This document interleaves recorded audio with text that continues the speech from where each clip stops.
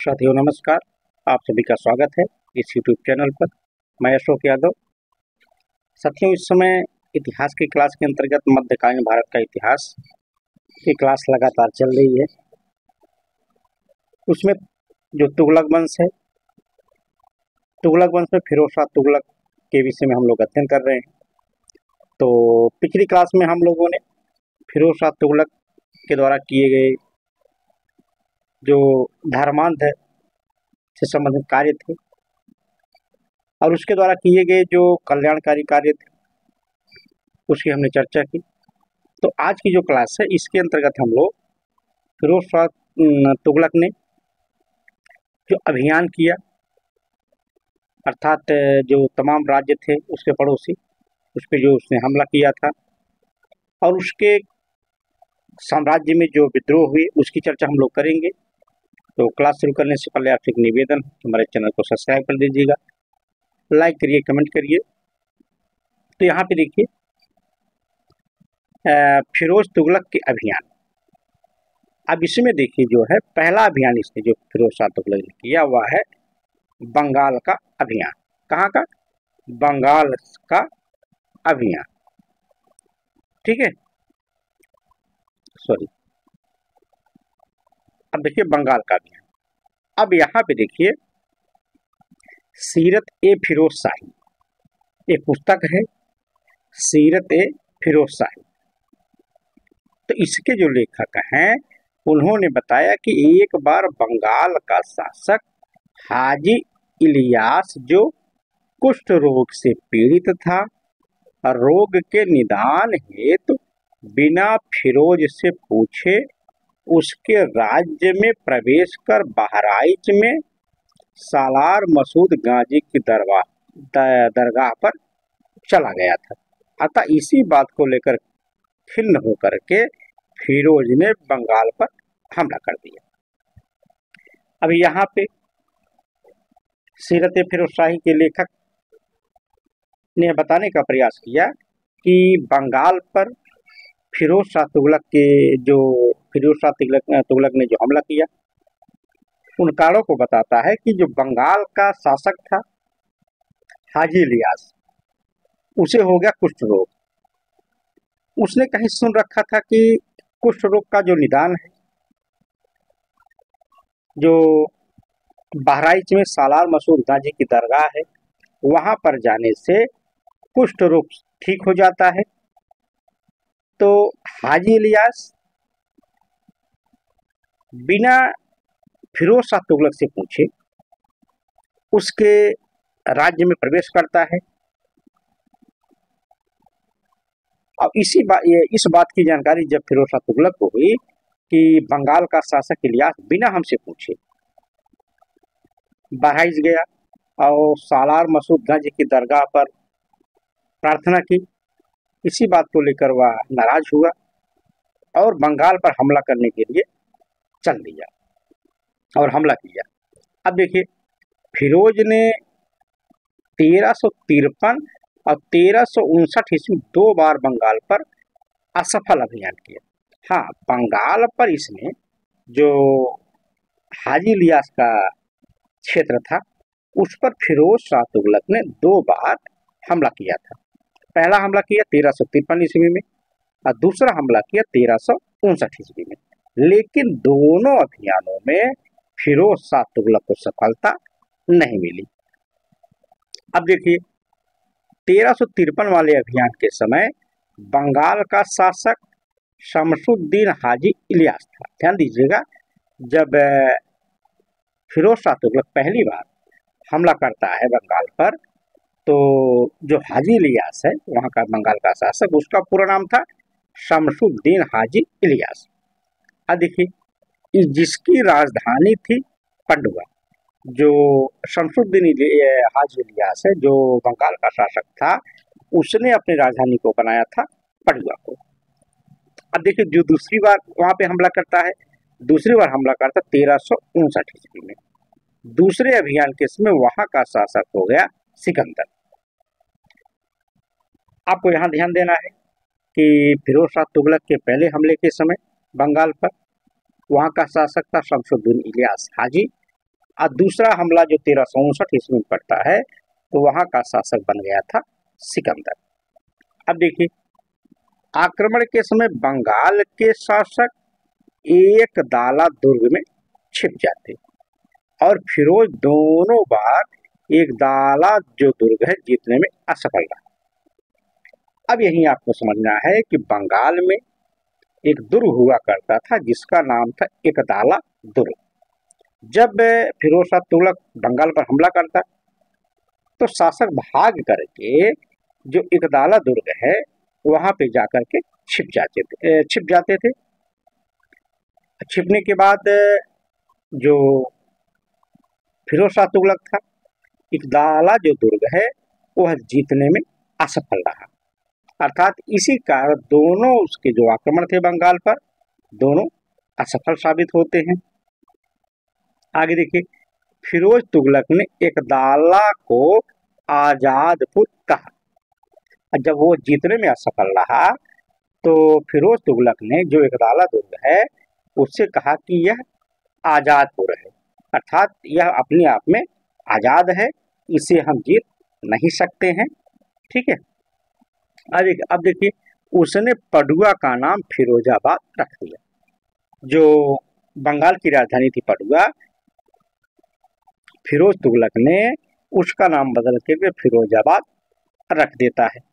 आगे देखिए, इसी समय फिरोज ने कहा, फिरोज शाह तुगलक कहता है कि मैं किसी मुसलमान का खून नहीं बहा सकता, क्योंकि ऐसा करने से उसमें तथा असभ्य मंगोलों के बीच अंतर क्या रहेगा। भाई मरता क्या न करता, यही बात फिरोज शाह तुगलक पर लागू हो जाती है। क्योंकि जब दोनों बार फिरोज बंगाल को जीत नहीं पाया तो कह बैठता है कि देखिए, मैं किसी भी मुसलमान का खून नहीं बहा सकता, क्योंकि ऐसा करने से उसमें और जो मंगोल हैं उनके में और हमारे में कोई अंतर नहीं रह जाएगा। इसीलिए हम एक बंगाल को जीतने में अपने जो मुसलमान हैं इनका हम खून नहीं बहा सकते हैं। अब आगे देखिए, बंगाल को दिल्ली सल्तनत में सम्मिलित करने के दोनों प्रयत्न असफल हुए। अर्थात बंगाल पर जो दोनों हमला किया 1353 में, 1359 ईस्वी में, दोनों प्रयास उसके असफल रहते हैं। अब देखिए, पहला हमला तो उसने बंगाल का, दूसरा जो आक्रमण उसने करता है जाजनगर उड़ीसा पर। जाजनगर उड़ीसा पर फिरोज शाह तुगलक ने 1360 ईस्वी में हमला करता है। अब देखिए, 1360 में फिरोज ने जाजनगर पर आक्रमण किया। यहाँ का शासक था भानुदेव तृतीय। भानुदेव तृतीय जो था, जब हमला करता है फिरोज शाह तुगलक 1360 ईस्वी में जाजनगर पर, तो वहां का शासक भानुदेव तृतीय अपना राज्य छोड़कर के जाजनगर को वहां से भाग जाता है। जब भाग गया वहां से, तब पूरी तरह से स्वतंत्र हो गया फिरोज शाह तुगलक, और मनमाना तरीके से उसने, फिरोज शाह तुगलक ने जो पुरी का जगन्नाथ मंदिर है उसे मनमाने तरीके से लूट लेता है। यहाँ पे आपको समझना है कि फिरोज शाह तुगलक ने पुरी के जगन्नाथ मंदिर को कब लूटा था, तो लूटा था 1360 ईस्वी में। ठीक।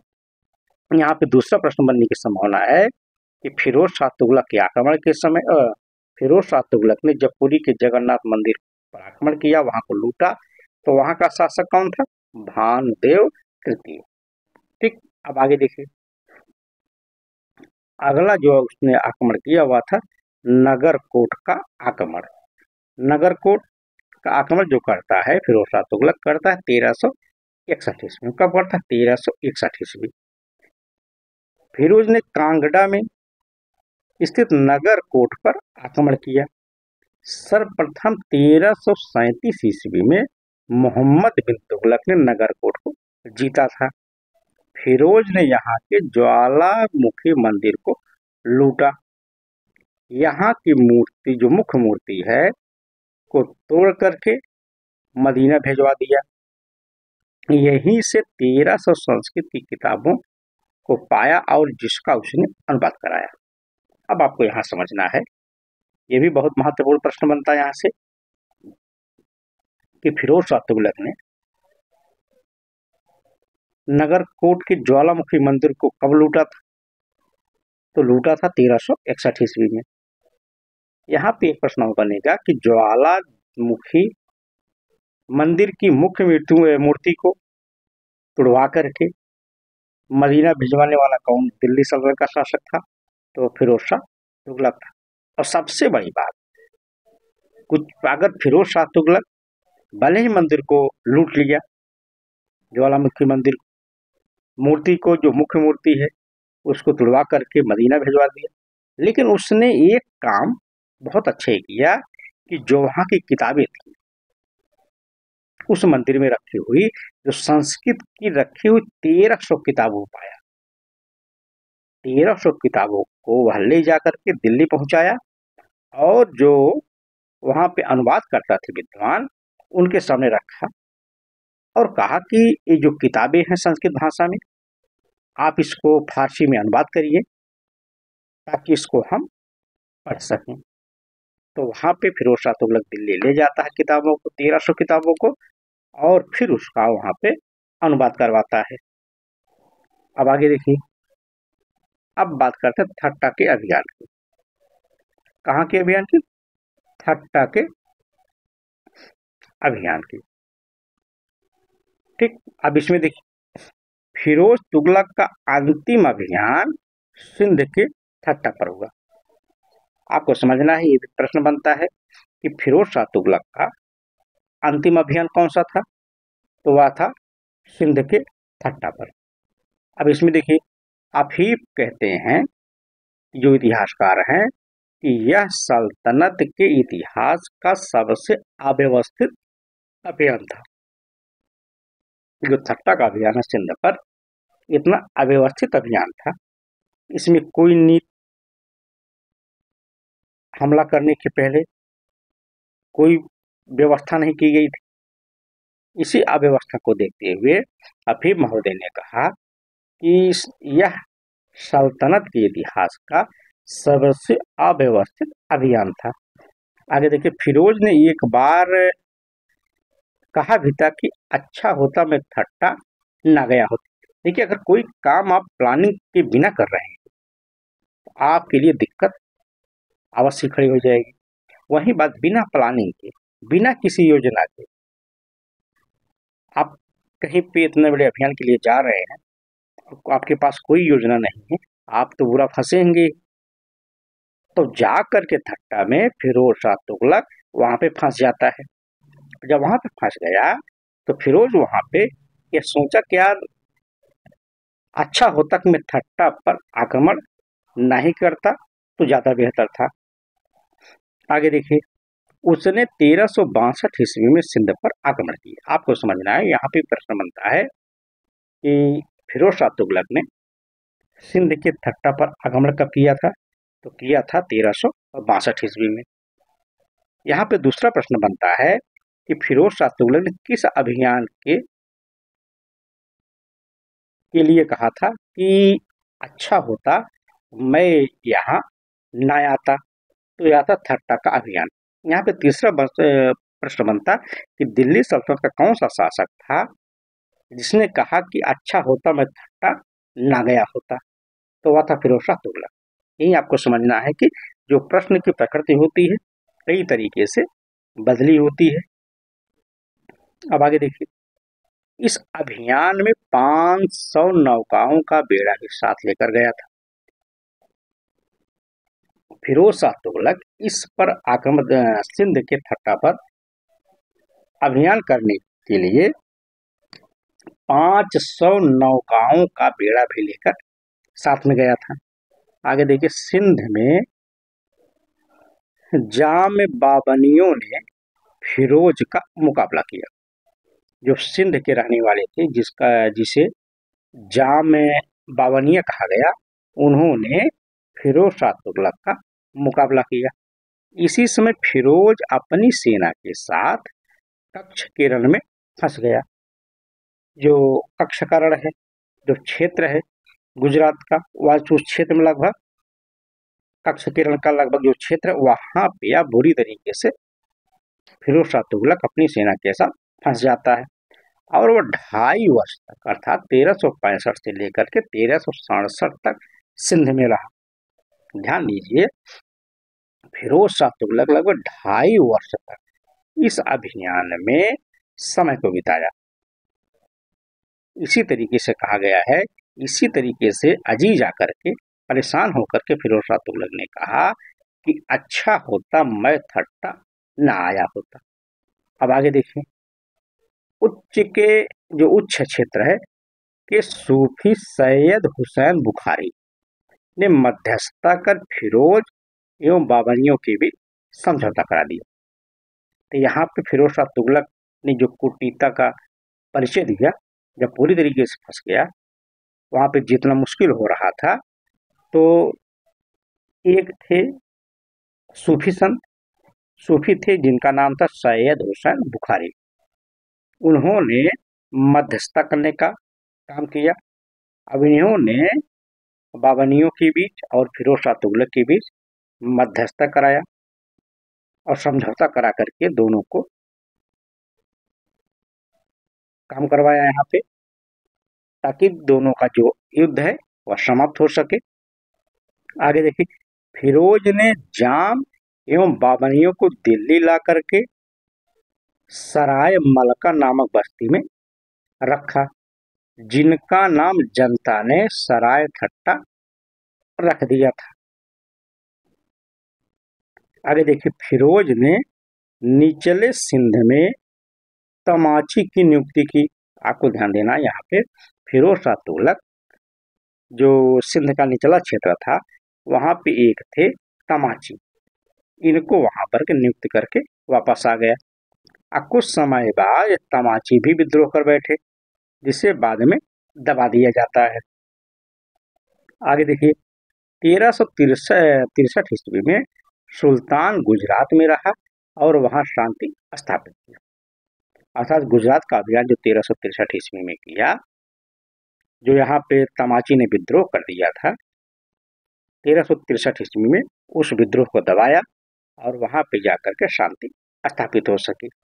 आगे देखिए, यही गुजरात में फिरोज ने बहमनी वंश के विद्रोही सरदार बहराम के आग्रह पर दौलताबाद पर आक्रमण की घोषणा की, किंतु खान जहां के परामर्श पर उसने यहाँ योजना जो किया था उसे त्याग दी। अफीफ के अनुसार इसी समय अश्रुपूर्ण नेत्रों से फिरोज ने कहा था कि मैंने इस्लाम धर्म के लोगों से आगे कभी युद्ध नहीं करने का निश्चय कर लिया है। फिर देखिए, अब फिरोज ने माबर के संदेशवाहक को भी लौटा दिया, जो बुक्का के विरुद्ध फिरोज की सहायता हेतु आए थे।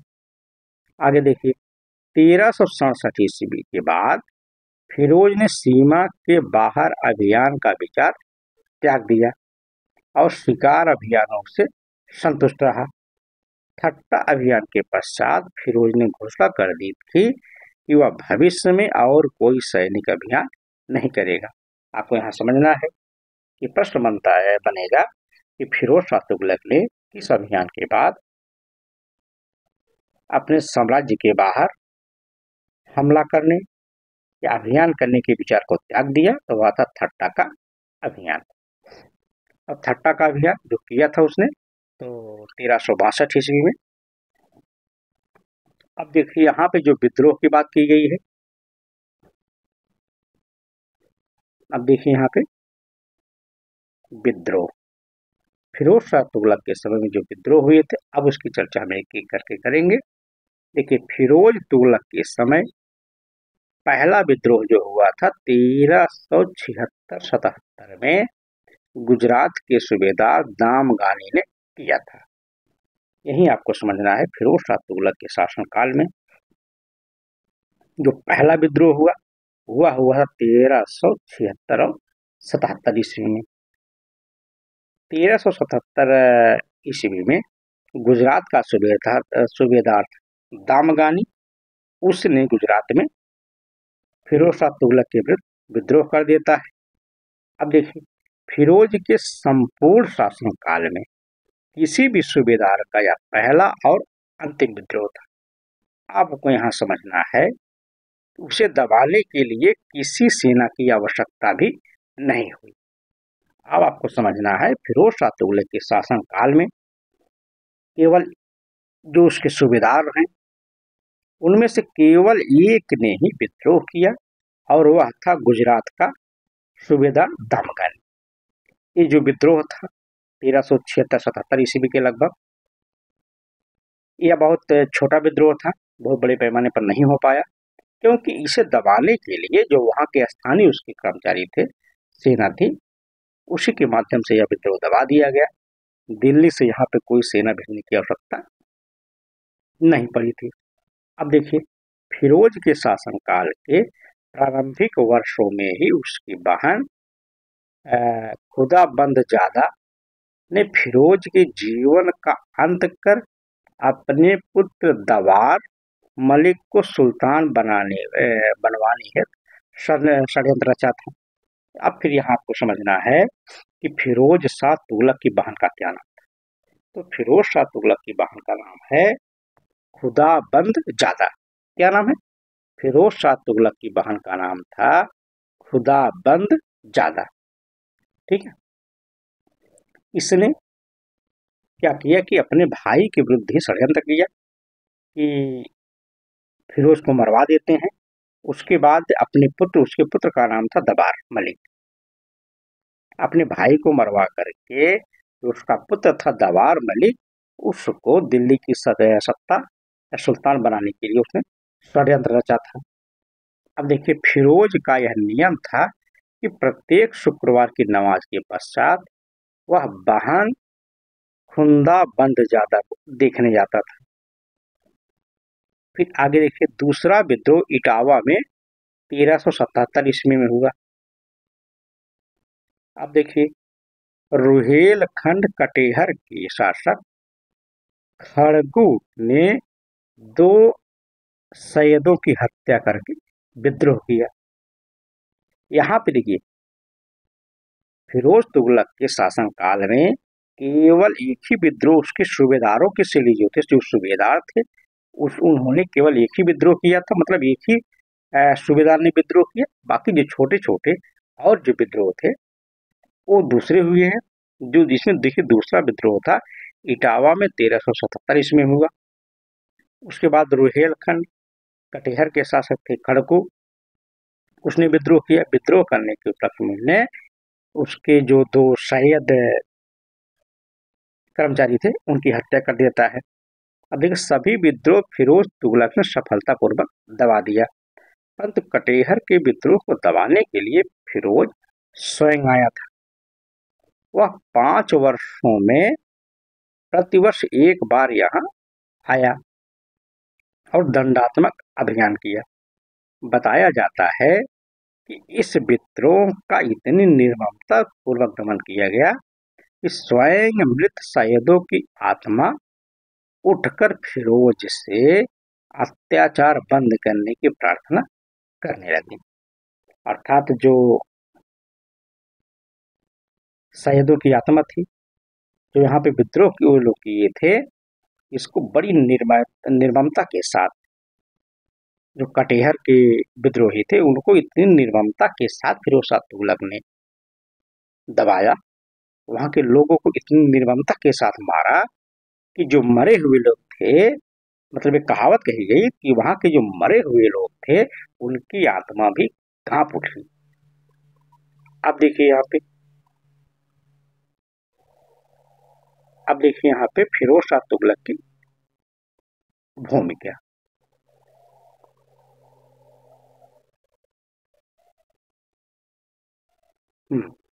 दिल्ली सल्तनत के पतन में फिरोज शाह की भूमिका। अब यहीं आपको देखिए, प्राय ऐसा कहा जाता है कि फिरोज तुगलक मोहम्मद बिन तुगलक द्वारा आच्छादित अर्थात ढक दिया गया था। यह भी कहा गया कि वह तो मोहम्मद बिन तुगलक की नीतियां ही थीं जिसने सल्तनत में दरार उत्पन्न हो गई और फिरोज इसी को पाटने में ही अपना सारा समय लगा दिया। कुल मिलाकर इतिहासकारों का एक वर्ग ऐसा मानता है कि मोहम्मद तुगलक की नीतियों से कुलीनों, सेना एवं उलेमाओं में असंतोष पैदा हो गया, जिनकी वजह से दिल्ली सल्तनत के सामने आसन्न विघटन की समस्या आ गई। इसी समस्या के समाधान हेतु फिरोज को तुष्टीकरण की नीति अपनानी पड़ी। हालांकि इस नीति के परिणाम अच्छे नहीं रहे। सुल्तान एक छोटे से अल्पतंत्र पर निर्भर हो गया। सुल्तान का पद एवं केंद्रीय प्रशासन कमजोर हुआ, सेना में भ्रष्टाचार फैल गया और सैन्य तंत्र कमजोर हो गया। 1398 ईस्वी में तैमूर के आक्रमण ने सल्तनत की कमजोरी को जग जाहिर कर दिया। आपको यहाँ समझना है, जब 1398 ईस्वी में तैमूर का आक्रमण होता है उस समय तब जाके समझ में आया है कि दिल्ली की जो सत्ता है पूरी तरीके से वो डमाडोल हो चुकी है, अंदर से खोखली हो चुकी है। उसका जो सैनिक तंत्र है पूरी तरीके से अव्यवस्थित हो चुका है। तो जो मोहम्मद बिन तुगलक है उसी के शासनकाल से जो उसने तमाम प्रकार की कठोर नीतियां बनाई थी, वहीं से दिल्ली सल्तनत की जो पतन की अवस्था है वो शुरू हो गई थी। यहाँ पे यह बताने का प्रयास किया गया है, फिरोज शाह तुगलक मोहम्मद बिन तुगलक की कमियों को छिपाते पाटते उसका पूरा शासन सत्ता चला जाता है, समय उसका उसी में बर्बाद होता है। अब यहाँ पे देखिए, डीडी कौशाम्बी इतिहासकार हैं, इन्होंने फिरोज को दोष मुक्त करते हैं, अर्थात जो पूरा डैमेज हुआ था दिल्ली सल्तनत का शासन सत्ता, प्रशासनिक व्यवस्था, उसकी जिम्मेदारी फिरोज को के ऊपर नहीं डालते हैं। कौन? डीडी कौशाम्बी। और कहते हैं डीडी कौशाम्बी महोदय कि सामंती काल का नाजुक रूपांतर फिरोज तुगलक के दौर में पूरा हुआ, लेकिन अंततः फिरोज नीचे से पनप रहे सामंतवाद के आगे पस्त हो गया। यहाँ पे ये जो वाक्य डीडी कौशाम्बी महोदय ने बोला है बहुत महत्वपूर्ण है, नेट के लिए और हायर के लिए परीक्षा की दृष्टि से बहुत महत्वपूर्ण है। ये बार फिर समझते हैं कि डीडी कौशाम्बी ने फिरोज शाह तुगलक के विषय में जो बोला है, फिर डीडी कौशाम्बी महोदय ने कहा कि फिरोज शाह तुगलक सामंती काल का नाजुक रूपांतर फिरोज शाह तुगलक के दौर में शुरू होता है, अतः अंततः फिरोज नीचे से पनप रहे सामंतवाद के आगे पस्त हो गया। आगे देखिए, यह सही है कि फिरोज ने तुष्टीकरण की नीति इसलिए अपनाई क्योंकि वह मोहम्मद तुगलक की असफलताओं से प्रभावित था, अतः उसके सामने समस्याएं थीं, लेकिन ऐसी समस्याएं तो अलाउद्दीन खिलजी एवं अकबर को भी शुरुआती वर्षों में झेलनी पड़ी थी। लेकिन जब एक बार शासन पर पकड़ मजबूत हो गई तो अलाउद्दीन ने सर्वप्रथम उन्हें उद्दंड अमीरों पर नकेल कसी, जिनके बल पर उसने कड़ा से दिल्ली तक की यात्रा की थी। आगे देखिए, अमीरों को इस कदर नियंत्रित किया गया कि उसका काल अमीरों के काल के लिए आतंक काल के रूप में जाना गया। दूसरे, उसने उलेमाओं को भी राजनीति से अलग कर दिया। आगे देखिए, खुद अकबर को शुरुआती दौर में बैराम खां के संरक्षण में रहना पड़ा। और जब इससे मुक्त हुई उसने पाया तो 1560 और 62 ईस्वी के बीच स्त्रैण या परद्दा शासन में फंस गया। उलेमाओं का उस पर जो प्रभाव था सो था ही। यह बात की जा रही है अकबर की। इसी एग्जाम्पल देकर के फिरोज शाह तुगलक को भी समझाने का प्रयास किया गया है।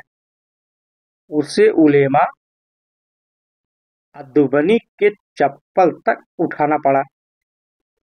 आगे देखिए, लेकिन जब इसी समय अकबर के शासन करने की ठान ली तो वह उलेमाओं के विरुद्ध हथियार उठाने में भी नहीं हिचका। यही वह गुण थे जो कि अकबर को महान बनाते थे। दुर्भाग्यवश फिरोज ऐसी किसी बुद्धिमत्ता का प्रदर्शन नहीं कर सका। उसने तात्कालिक लाभ के लिए दीर्घ घाटे का रास्ता चुना। यह सत्य है कि फिरोज तुगलक सल्तनत के पतन के मौलिक कारणों का जन्मदाता नहीं था, परंतु यह भी उतना ही सत्य है कि इन कारणों का गति प्रदाता अवश्य था। अब यहाँ पे बताने का प्रयास किया गया है कि फिरोज शाह तुगलक उसके शासनकाल में जिस तरीके से धार्मिक लोग, जो उलेमा वर्ग है, जो सैनिक वर्ग था, अर्थात जो प्रशासनिक वर्ग था, उसका जो प्रभुत्व फिरोज शाह तुगलक के शासनकाल में काफी तेजी के साथ हो रहा है। यह केवल फिरोज शाह तुगलक के शासन काल की पहचान नहीं थी, कमजोरी नहीं थी। इस तरीके की जो बात थी वह अलाउद्दीन खिलजी के समय में भी आई थी और आगे चल करके अकबर के शासन काल के शुरुआती दौर में यह सारी समस्या थी। अलाउद्दीन खिलजी शुरुआत में उलेमाओं का समर्थन प्राप्त किया, अमीरों का भी समर्थन प्राप्त किया, लेकिन उसने शुरुआत में तो प्राप्त करने के बाद जब अपनी स्थिति मजबूत कर ली तो उलेमाओं से अपने आप को मुक्त कर लिया। अमीरों के जो चंगुल था उससे मुक्त हो लिया, अर्थात इन पर पूरी तरीके से कंट्रोल कर लेता है। वही बात अकबर के समय में आई कि अकबर जब शुरुआती दौर में शासक बना तो उस पर बैरम खान जो था, जो उसका वजीर था, उसका पूरी तरीके से उस पर संरक्षण था। उसकी छोटी छोटी बातों पे, छोटे छोटे कार्यों में बैरम खान का हस्तक्षेप हुआ करता था। अब जब बैरम खान मारा गया उसके बाद जो वहां पे महिलाएं थी उसका प्रभाव बढ़ गया। लेकिन ये तो अकबर के समय की शुरुआती दौर थी, लेकिन जैसे ही अकबर बड़ा हुआ, शासन सत्ता को समझा, अब पूरा धीरे धीरे शासन पर अपने आप को कंट्रोल किया। उलेमा वर्ग को, जो उलेमा वर्ग है, जो धार्मिक लोग थे, उनको अपने कब्जे में लिया। जो अमीर थे, जो सेना के लोग थे, उनको कंट्रोल किया। तब जाकर के अपने आप को इन सभी के जो प्रभाव था उससे मुक्त करके एक अच्छी शासन व्यवस्था साम्राज्य में स्थापित करने में सफल हो पाया। लेकिन यही जो बात है फिरोज शाह तुगलक नहीं कर सका। फिरोज शाह तुगलक कल्याणकारी कार्य तो बहुत अच्छे किए। रोजगार के लिए उसने अलग विभाग बना दिया, गुलामों के लिए भी अलग विभाग बना दिया, उद्योग धंधे भी स्थापित बड़ी मात्रा में करवाए, कई नगरों की स्थापना की, पेड़ पौधे लगवाए, नहरें खुदवाई, कुएं बनवाए, सराय बनवाई, खैराती अस्पताल बनवाए, गरीब महिलाओं के विवाह के लिए, जो गरीब बच्चे हैं उनके लिए भी व्यवस्था की। इस तरीके से जो तमाम बातें फिरोज शाह तुगलक ने करी, जो साम्राज्य के लिए भी उचित था, उसने काफी विकास किया। लेकिन अमीरों और जो धार्मिक उलेमा वर्ग थे इनके प्रभाव से फिरोज शाह तुगलक मुक्त नहीं हो सका था। जिस तरीके से अकबर और अलाउद्दीन खिलजी मुक्त हो गए थे, इन्हीं कारणों की जो कमी है, इन्हीं बातों की जो कमी थी, वही फिरोज शाह तुगलक को इस पतन के लिए जिम्मेदार ये लोग बताते हैं इतिहासकार। तो यहाँ पे दोस्तों, यहाँ पे क्लास खत्म होती है। तो फिर मिलते हैं अगले क्लास में। अलाउद्दीन खिलजी के जो उत्तराधिकारी हैं, अब उनके विषय में चर्चा करेंगे। तो आप लोग इस तरीके से क्लास को देखते रहिए।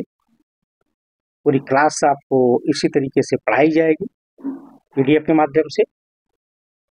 आपको समझने में आसानी होगी और पूरी क्लास आपको फ्री मिलेगी। बस हमारा सहयोग करिए, हमारे चैनल को सब्सक्राइब कर दीजिएगा और अपने दोस्तों तक शेयर भी कर दीजिए। तो फिर मिलते हैं अगली क्लास में। धन्यवाद।